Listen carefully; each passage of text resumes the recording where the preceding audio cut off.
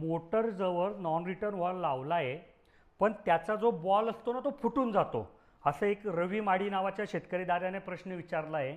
तर हा कशामुळे फुटत असेल? बघा, तो जो बॉल आहे ना तो बिलकुल फुटायला नको, चांगल्या क्वालिटीचा असेल तर. आणि अशा संदर्भातली कंप्लेंट माझ्याकडे पण पहिल्यांदा आली आहे. पण जर तो बॉल तिथे फुटतोय म्हणजे तुम्ही जो कुठला नॉन रिटर्न वॉल वापरतायत ना तो चुकीचा वापरताय.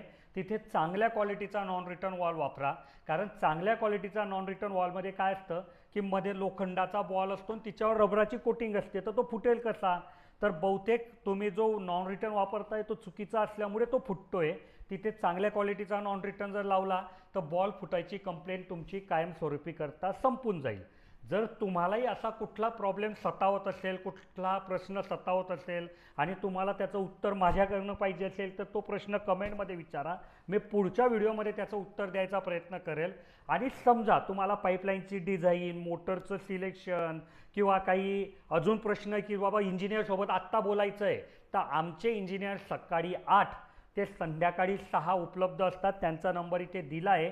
तुम्ही त्यांना कॉल करून तुमच्या मनात जो काही प्रश्न आहे त्याचं उत्तर मिळवू शकतात. धन्यवाद.